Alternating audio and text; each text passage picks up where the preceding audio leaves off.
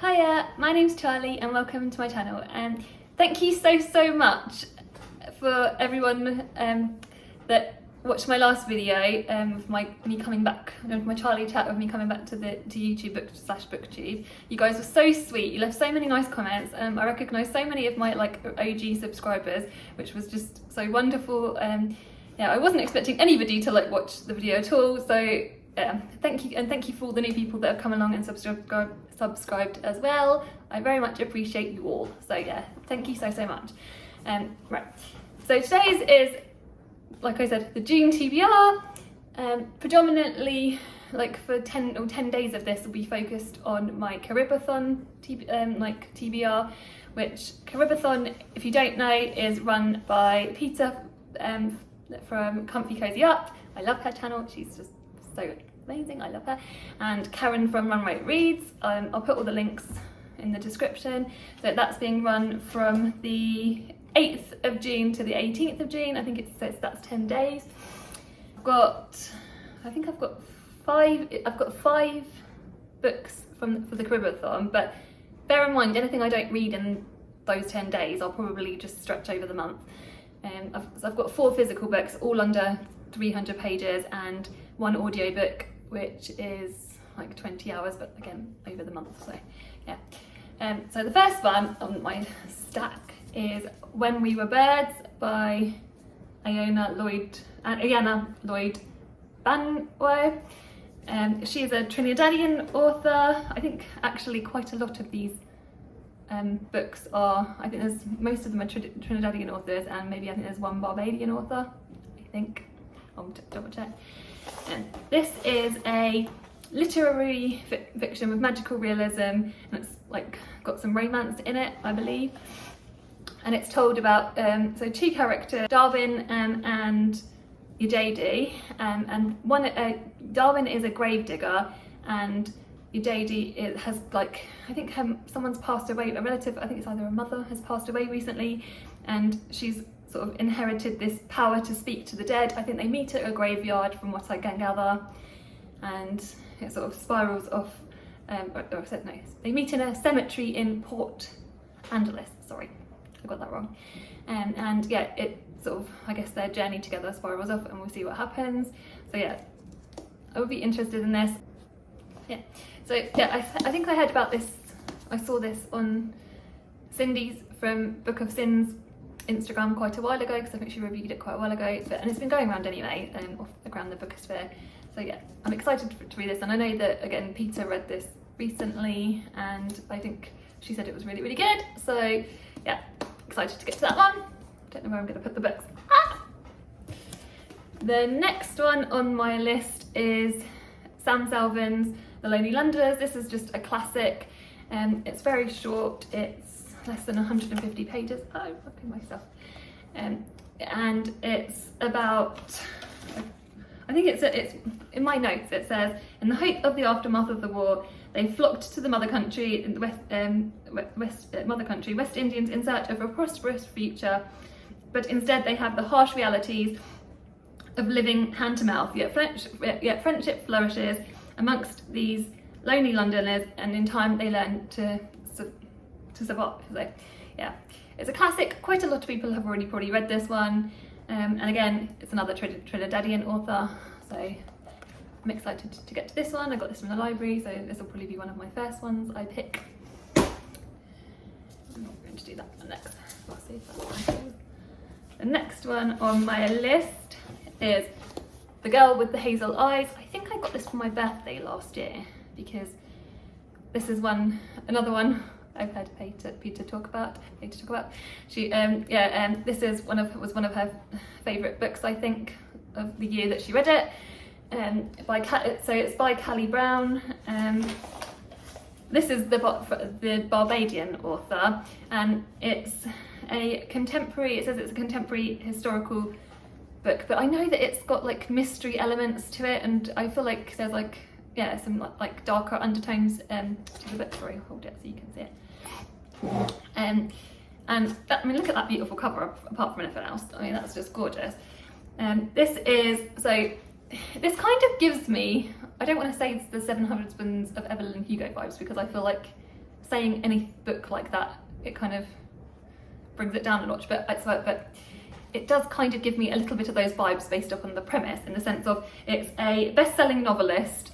So Susan Taylor is a best-selling novelist, and she wrote a whistleblowing novel, and basically, so this is in like the late 1960s that she wrote this book, and then it's fast forwarding to the future, and where she sort of wants to get some, she picks a character called Leah Davis to write her biography, and from what I can gather, obviously she hasn't just picked her. She doesn't. Leah doesn't know why she was chosen, but obviously there's more to this story than meets the eye. So obviously there'll be deeper reasonings, which again, that's what kind of gave me the Evelyn Hugo vibes, I guess. But the author also has another book out, The Vanishing Girls. So if I enjoy that, I'll have another one to get to in the future. But yeah, super excited about this one. So especially with all the praise that I've heard about it. So the next one, actually, before I go to the group read, I've got the audiobook that I am listening to, and this is Island Queen by Vanessa Riley. I put this on my list because, again, as I mentioned in my last video, I'm reading Booktuber's favourite books from a list of Booktuber's favourite books from last year, and Island Queen was Peter's favourite book from last year, so I already had that on my list, and it's just kind of worked perfectly. I'm going to listen to it this month. It is a chunky audiobook. It's nearly 21 hours. This is based upon a true story of Dorothy Kerwin Thomas, who was a free woman of colour that rose from slavery to become basically this, like, a wealthy and powerful landowner. So then the story is about a character called Doll, who I guess kind of follows the same trajectory. I know that she frees her sisters and her sister and her mother, and it's and she comes from a small island of Montserrat, I think. Yeah, and it just says it's a sweeping, epic adventure. So I'm sure, although I'm not going to try and rush through it, I'm sure that it'd be a good one to get to, and I'm excited for that. So that's on it. And then finally, for the CaribAthon reads, I've got Pleasantview. This is the Greek read by Celeste Mohammed. When I first sort of read the premise, again, it kind of gave me, it's because this kind of gave me when the one sister sweeps her house vibes, not in any sense other than that it's trying to shine a light on sort of the darker side of island life. It's told in a combination of English and Trinidad Creole, I believe, so that'll just be really, I'm sure that's an extra interesting element, and yeah, I'm super excited to get to this one. I think it's as you can see from the cover, it says it's a novel told in stories, so like loads of interlinking short stories. Very excited for this one, and that's by Celeste Mohammed. Right, racing through them. Next is, like I said in the last video, again, I'm on Lauren in the Books' Patreon book club, which is so much fun, and every single month the discussions at the end of the month with the group is just, they're always so much, they're just brilliant discussions, and everyone just gets along so well. We always really laugh quite a lot mostly, and yeah, it's brilliant. So but yeah, this month we're going to be reading, in June, we're going to be reading Persuasion by Jane Austen. This is obviously another classic, so I've got 2 classics on my pile this month. This is about Anne Elliot and Frederick Wentworth. It's a story of lots of regret, and they were in love and engaged, and Anne was persuaded to call off the engagement by a friend. And then it's fast forwards into the future, and when Wentworth has come back, and he is now a successful captain, and Anne is obviously just full of regret, and she just obviously, so it's what will happen there? Will they be able to, can they reunite? I mean, it's a Jane Austen novel, so you can guess the outcome. But yeah, it's gorgeous. I think the first time I read this was quite a few years ago. I believe in probably like 2018. Julie, if you're watching, you remember that because we read it together. And I didn't really like it the first time I read it. I don't really know why, actually, being honest. but I am excited to give it another try. And Anne Elliot is, I think she's the eldest of Jane Austen's protagonists at like 26, 27, which in the time of the was quite an older, for her time was quite an older character protagonist. So yeah, I'm excited to get to this one, to read this one again. Plus, love this. I think I might, I've got the audiobook as well, so that's narrated by Florence Pugh. So I'll probably do like a combi read of this as well, obviously after finishing Island Queen. But yeah. The next of my pile, I've got quite a lot to do, so I don't know whether I'll be able to get to them all. We shall see. This is one from the that I picked yesterday from the TBR tackle. Kieran from KD Books' TBR tackle. Every month he does, at the beginning of the year, he got us to pick 12 books and we get a new prompt each month. Yesterday's one I watched was completely bonkers. Let's say it involved a fox puppet thing, and I was like watching it and I was like, what am I watching? It was so funny though.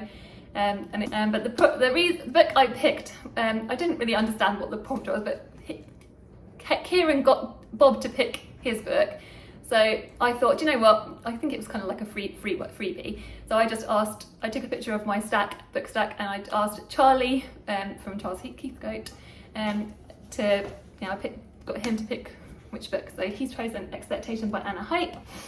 This is a story of friendship between three young ladies called Hannah, Kate and Lissa, and sort of I think it's like at the beginning they're sort of young, enthusiastic, and like they're just interested in art and activism, and they're like the best of friends, and it's just nothing can go wrong. And then fast forward into the future, and I guess it's obviously expectation of what their lives could have been. They're in the future they're kind of envious of each other, and are they living the lives that they wanted? I don't know. So yeah, I'm excited to get to this one. It's very, even though it looks quite big, the font is quite large and there are huge gaps on the page. So yeah, this should be quite an easy read. So I'm glad to get it done. And also, it's got one of these, which I always like.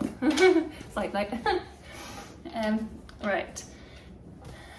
Then I've got Akwaeke Emezi's You Made a Fool of Death with Your Beauty. I'm sure loads of you have seen this one going around, because this was one of my most anticipated reads from the beginning of the year, because I just love Emezi's work. They're just such a fantastic author. I read Bitter when it first came out at the beginning of the year, and obviously as soon as I saw this, I picked it up straight away. This is a romance novel, and we follow Faye, whose partner, I believe, was killed in a tragic accident, and then it's sort of 5 years has passed, and then she's sort of ready to dip her toes, I guess, back into it again. Or I think she goes to a party, a summer party, or a rooftop party, and then has this like tumultuous summer romance, I guess, or summer fling, and it says it leads to a whirlwind summer that she could never imagine. So yeah, I guess there's always deeper themes to Emezi's work, so I know there's going to be like more to it than just like that. Not that there's anything wrong with a romance, because I quite enjoy romance, but yeah, I'm just so excited to get to this one. I'm definitely going to read this month, 100%. I say, and then at the end of the month, it'll probably be, we'll see, but no, I'm definitely will. That's 100% my intention. So that's the last of my notes on the books, because those are the ones I definitely am going to get to. Then I've also got this, which has been lingering on my shelves for quite a while. I think it was one of the kids, but I've like pulled it because I want to read it. So this is Witch Boy by Molly Knox, Ostertag. And this is about a character called Asta, and in this world, boys, I think girls grow up to be witches and boys grow up to be shapeshifters, and the rules in their little society are clearly defined, and you're not really meant to go outside of that, whereas Asta clearly wants more from that. I think Asta can't get the hang of the shapeshifting, and experiments with the witchcraft and finds success in it, and obviously finds a passion for it. Then I believe a character goes missing, one of the boys goes missing, and Asta is called upon to help. So yeah, this is very sweet, and it's a graphic novel, so it shouldn't really take me long to get to, and I just love it. So yeah, obviously talks a little bit about toxic masculinity, etc. So yeah, excited for this one. Right, and then lastly but not leastly, if I can get to it, is Like a Charm by Elle McNicoll. Elle McNicoll is one of my favourite middle grade authors. She is just so amazing at what she does. She's a neurodivergent and autistic, but obviously, like as an author, like her representation matters so much. My daughter has read, I think, all of the books that she's got previously. She hasn't read this one, her first 2 books, and just loved them. And I remember when she first read them, it just highly affected her, and to be seen in a book like that, like Elle's. So yeah, she's just amazing. This is set in Edinburgh. Again, it's magical realism, and I think that we follow Ramya, and she just goes on this magical adventure. I don't know exactly. It says Edinburgh is a city filled with magical creatures. No one can see them except Ramya Knox. As she's pulled into her family's world of secrets and spells, Ramya sets out to discover the truth about the hidden folk, with only 3 words of warning from her grandmother: beware the sirens. Plunged into an adventure that will change everything, Ramya is about to learn that there is more to her powers than she could ever imagine. And I know it's going to be amazing. I don't know why I haven't actually got to it just yet, but yeah, hopefully I will this month. I'm going to try. I'm not going to be too hard on myself, but yeah. So yeah, excited for that one. Right. So that's all the books that I have. I generally read by whim. I've also got to pick from my favourite stack to try and find something from there if I have time. If I don't, I'm not going to worry too much, because I might just have my birthday month and read a big ton of the favourites that month if the ones I don't get to. So yeah. Which isn't to the end of the year, but still, hopefully we'll by then. Anyway, let me know what you're planning on reading in June. Are you joining in CaribAthon? Let me know in the comments below, what are you reading for that, if you are. Yeah, take care, and sending lots of love. Goodbye!